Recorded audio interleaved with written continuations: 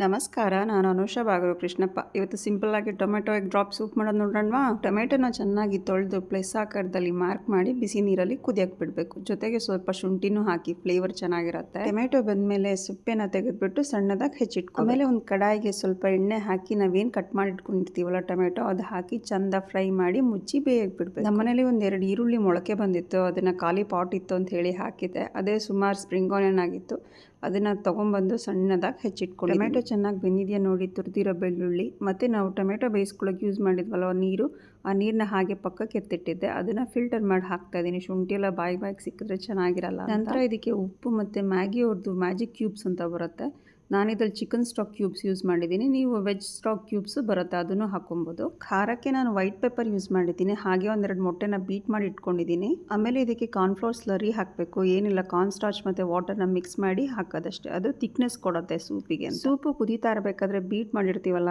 Egg ಹಾಕಿ ತಕ್ಷಣ ಕೈ ಆಡಿಸ್ಬೇಕು. ಕೈ ಆಡಿಸ್ತಾ ಅದು ಗಟ್ಟಿ ಆಗ್ತಾ ಬರುತ್ತೆ. ನಂತರ ಇದಕ್ಕೆ ಸಣ್ಣಗೆ ಹೆಚ್ಚಿರೋ ಸ್ಪ್ರಿಂಗ್ ಆನಿಯನ್ಸ್ ಹಾಕಿಬಿಟ್ಟು ಕೆದಕಿದ್ರೆ ಸೂಪ್ ರೆಡಿ. ನಾನಿದಕ್ಕೆ ಎಕ್ಸ್ಟ್ರಾ ಫ್ಲೇವರ್ಗೆ ಅಂತ ಹೇಳಿ ಸಿಟ್ರಿಕ್ ಆ್ಯಸಿಡ್ ಅಂತ ಸಿಗುತ್ತೆ, ನಿಂಬೆ ಉಪ್ಪು ಅಂತಾರೆ ನಮ್ಮ ಕಡೆ ಇದನ್ನ, ಅದನ್ನು ಹಾಕಿದ್ದೆ ಒಂದೆರಡು. ನಿಮ್ಗೆ ಇಷ್ಟ ಇದ್ದರೆ ಹಾಕ್ಕೊಳ್ಳಿ, ಇಲ್ಲಾಂದರೆ ನಿಂಬೆಹಣ್ಣು ಅಥವಾ ವಿನೆಗರ್ ಏನಾದರೂ ಯೂಸ್ ಮಾಡ್ಬೋದು. ಇದ್ರ ಮೇಲ್ಗಡೆ ನೀವು ಫ್ರೈಡ್ ನೂಡಲ್ಸ್ ಹಾಕೊಂಡ್ರೆ ತುಂಬ ಚೆನ್ನಾಗಿರುತ್ತೆ. ಏನಿಲ್ಲ, ನೂಡಲ್ಸ್ನ ಬೇಯಿಸ್ಬಿಟ್ಟು ಎಣ್ಣೆಯಲ್ಲಿ ಡೀಪ್ ಫ್ರೈ ಮಾಡ್ಬಿಟ್ಟು ಹಾಕೋದು.